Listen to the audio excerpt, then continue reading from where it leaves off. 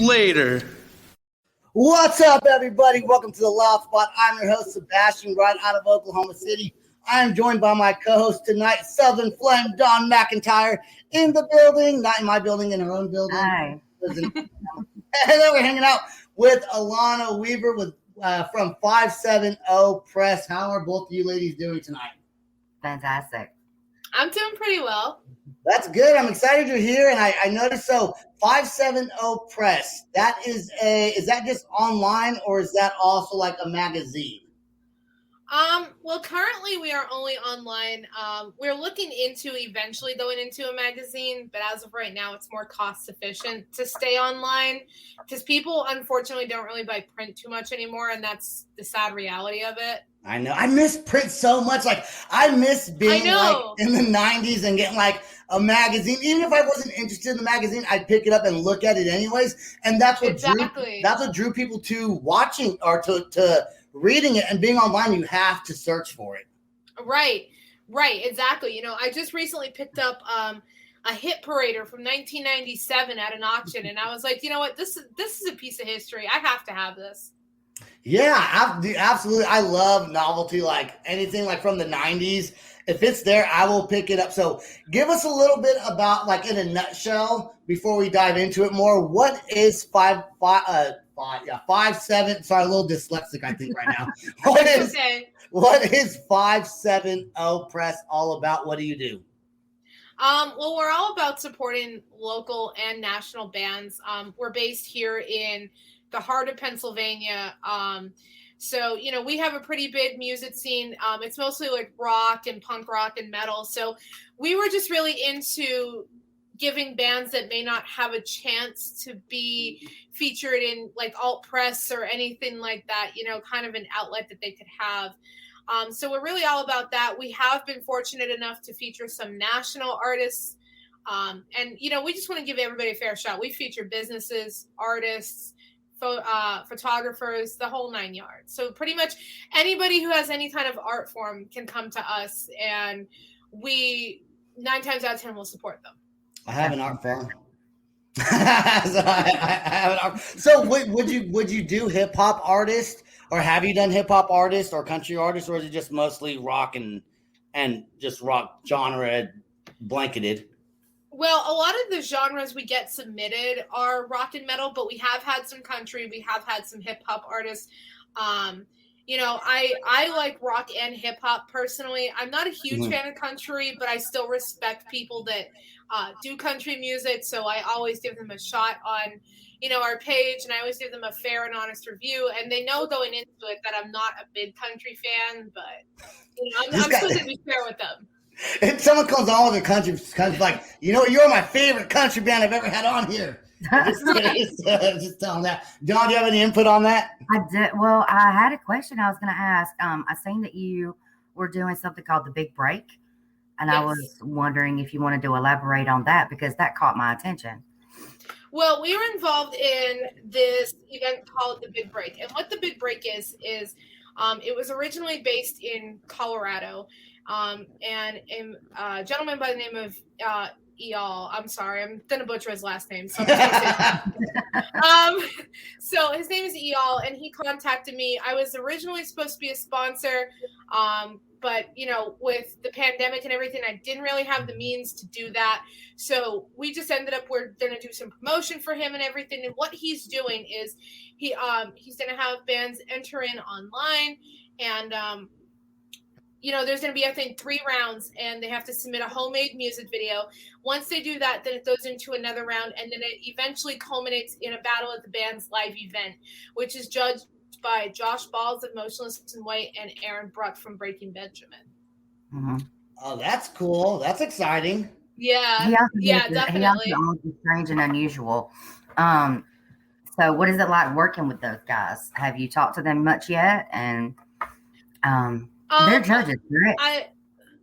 Yeah, they're judges. Yeah. So I have met Aaron a couple of times at a show as kind of like the person who's just like promoting it, like on 570 Press. Yeah. I haven't talked to them much, but I was fortunate enough. I did get to feature Josh on my podcast a couple of years back, because he lives his business is not too far from my house. So we were up there, and I got to meet. You're a horror film fan, so I knew that you probably was in there.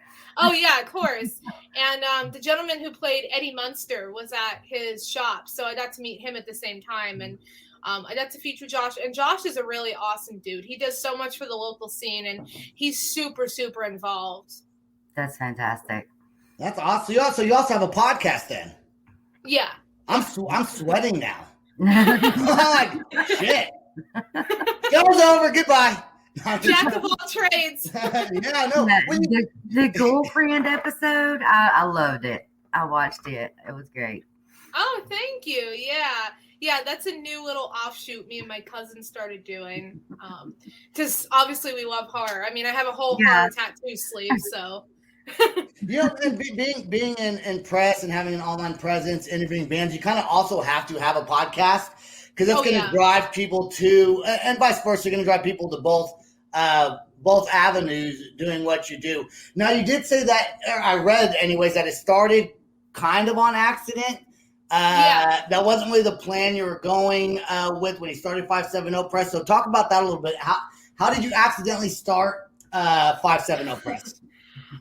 It's a really funny story. I am a lot younger than I look. I'm only 22 years old. I graduated college in 2019, 2 years early. So I was fresh out of college. I was about to intern at a local radio station. I was a music major. So in my area, there's not many careers as a music major. You're working in a radio station or you're doing video production, and there's no in between. Mm-hmm. So I was approached by an acquaintance of mine, and he said to me, "Hey, do you want to start a media magazine?" And I was like, "No, like I am not a people person. Like I worked in retail for 7 years. I don't like people. Okay, as terrible as that sounds, like I love no discount for you. No discount. Yeah. So I said to him, no. So he contacts me about a week later, and he says, "I have this band for you, and it's a band from here in Pennsylvania called Blind Choice. Check them out. Shout out to them. They're awesome dudes." And he says to me, "Well, I want you to try. I want you to interview this band." And I said, "Hell no," at first. So he sent me one of their records, and I listened to it in my car. I was on my way to work, and I was like, "Okay, I'm really digging these dudes." So I called the guy, and I was like, "Yeah, you know what? Tell them I'll do the interview." So I'm sitting in my mom's living room with barely any light on me and all this noise in the background. And I'm like trying to talk to these guys. I have no idea what I'm doing. But once I finished this interview, I was like, you know what? This could be something I like to do. I'm going to give this a shot. And then that's how it started. So journalism and interviewing people on like a podcast platform is quite different, right? Because I would be a horrible journalist. In fact, you know how when you on YouTube or on like your podcast where you got to put like what the band's about. Yeah. I literally go to like their about page and I copy it, and then I give author credit to whoever like the website that I found it on. Yeah. I think I was much better in my like early 20s though, and it's like speaking another language. I'm 38 now. You just kind of lose it over the years, and I'm just like I don't even know what to say. So I'm like, oh, that's really good. I could not think of those things. What do you prefer? Do you prefer writing or do you prefer interviews like this? Honestly, it's a little bit of both. I've been writing since I'm like 13 years old. I used to write stories, and for everybody listening or watching, I'm sure there's only a select few people who are going to know about this. So I'm about to expose myself. But there was a time when you could go to a certain section of YouTube and they had all these stories, but they were written in the description box. So it would be a video of nothing and then just a bunch of writing in the description box. I was one of the psychopaths who not only read those stories, but I wrote them too. So well, if you're into writing them, you're probably going to be into reading them. That's only gonna better your understanding or your knowledge of what to write about, right? I'm one of those that I'm like Sam, my producer, always says, "Hey, I just want the footprints. Just give me like the clip notes. Give me the clip notes, and I'll go." I was one of those though in high school when we had to write the book reports. I read like the first chapter, the end of the book, and I just kind of I would like kind of skim through and fill in. I always got like a B though. I was always good. I always got a B. I faked it till I graduated. So. Right, exactly. You know, I've always loved writing, but I think the one thing I like more is I like to meet bands and I like to connect with bands, because I feel like, as a teenager growing up, I idolized bands like, Pierce the Veil and Nirvana and, Bring Me the Horizon. And they always felt so far out of reach. I mean, clearly Nirvana was out of reach because, they're not bringing back Kurt. But you get my point. Like, they always felt so far out of reach. So when I started interviewing the bands, I was like, you know what? These bands aren't so far out of reach. This is something that I love, because I used to watch all kinds of band interviews on YouTube all the time. And I'd be like, yo, that's so cool. Like, I wish I had, the audacity to do that. And now that I do, I'm like, you know what? I like writing, but I kind of like this a little bit better. And I was the same way. I was surprised when Sebastian asked me to be on the show. It kind of caught me off guard. I was like, but I'm not really a people person, but let's. Yeah, exactly. Exactly. Like I said, after 7 years in retail, I am bitter. You talking smack, Sebastian? You was fixing to say something. No. I was thinking of something funny to say, and I was like, well, I couldn't really come up with something. Like, I'm not that witty. But I wish I was. I was thinking of something funny, and I was laughing in advance. Like, I was already laughing at something I was going to say, and I couldn't figure out what I was going to say. So I just didn't say it. I've been there. I'm just horrible at this, I just make stuff up. I want to go back to your first interview though. So there's noise in the background.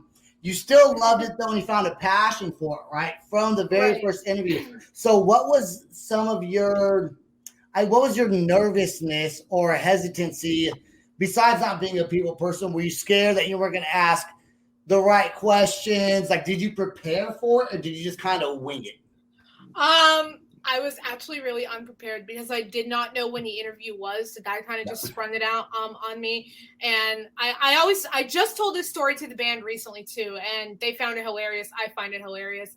I was in the grocery store with my best friend, and I was looking at animal crackers, and the guy texted me, and he's like, yeah, the band's ready. And I was like, oh shit. And I got in my car. I drove home. I came in the door. I was like, hey mom, I'm doing a podcast, so be quiet. And then my cats decided to start fighting with each other, and it was just a whole big mess. But I think it was more that I was unprepared because, I'd grown up watching these interviews with Dan Rather and, dare I say, Brian Stars. I mean, unfortunately, I was one of those kids, but, and I thought, okay, well, if they can do it, so can I. But then, once they got on, I was kind of like, okay, what do I do? I have no questions prepared. I was just in the grocery store looking at friggin' animal crackers.